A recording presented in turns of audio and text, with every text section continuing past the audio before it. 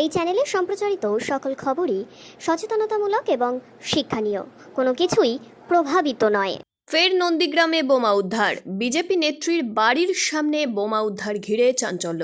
অভিযোগের তীর তৃণমূলের দিকেই। বিজেপি নেত্রী মামনি জানার বাড়ির সামনে বোমা উদ্ধার ঘিরে চাঞ্চল্য। তৃণমূল কংগ্রেসের দিকেই অভিযোগের আঙুল তুলেছে বিজেপি নেত্রী। নন্দীগ্রামের শামসাবাদ গ্রাম পঞ্চায়েত এলাকার আমগেছিয়া গ্রামের ঘটনা। আমগেছিয়া এবং মহেশপুর বাজারের মাঝে তুইখালি নন্দীগ্রাম রাজ্যের সড়কের উপরে উদ্ধার হয় দুটি বোমা। প্রসঙ্গত, যে জায়গায় বোমা উদ্ধার হয়েছে সেই রাজ্য সড়ক থেকে মামনি জেলার বাড়ির দূরত্ব 100 মিটার। নন্দীগ্রামের সমবায় নির্বাচনে বোমার আঘাতে জখম হয়েছিল মামনি জানা। বিজেপি নেত্রীর অভিযোগ, গতকাল রাতে তার উপর হামলা করার উদ্দেশ্যে তৃণমূল আশ্রিত দুষ্কৃতীরা তার বাড়ির সামনে এসেছিল। দিদি, কি ঘটনা ঘটেছে?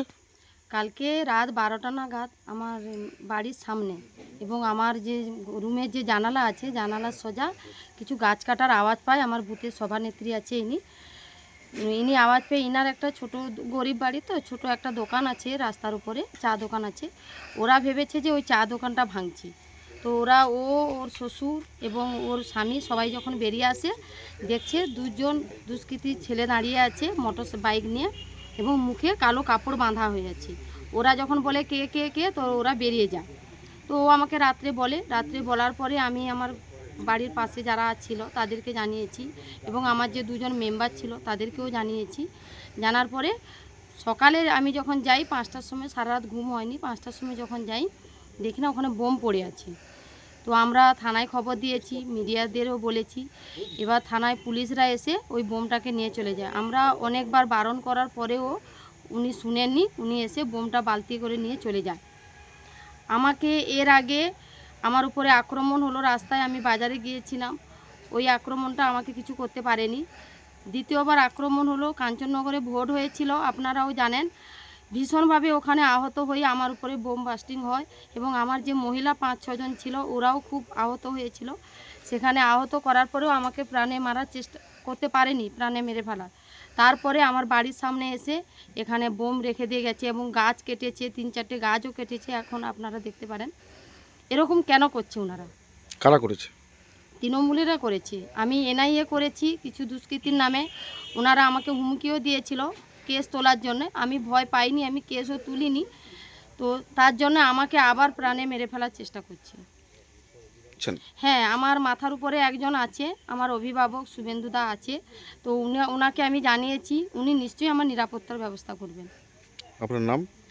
নন্দীগ্রাম 2 উত্তর মণ্ডলে মহিলা মোর্চার সভানেত্রী মামনি জানা। দাদা, বিজেপি নেত্রী মামনি জানা তার উপরে হামলার অভিযোগ তুলছেন, তার বাড়ির সামনে বোমা রাখার অভিযোগ তুলছেন, তৃণমূল কংগ্রেসের দিকে অভিযোগ তুলছেন তাদের বাড়ির সামনে তৃণমূল কংগ্রেস বোমা রেখে গেছে। কি বলবেন? এটা সম্পূর্ণ মিথ্যা কথা।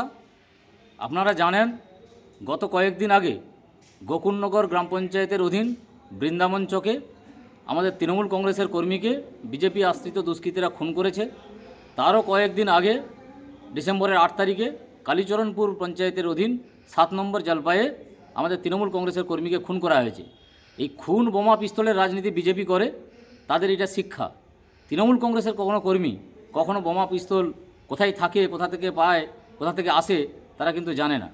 ফলে আমার ধারণা যে বিজেপির দুষ্কৃতীরা মামনি জানার বাড়ির সামনে বোমা রেখে দিয়ে তৃণমূলের উপরে দোষ চাপিয়ে এই যে পরিস্থিতিটাকে মোড় ঘোরানোর চেষ্টা করছে।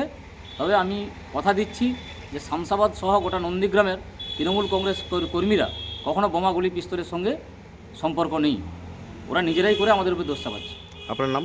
আমি শেখ মনসুর আলী, শামসাবাদ অঞ্চল তৃণমূল কংগ্রেসের সভাপতি।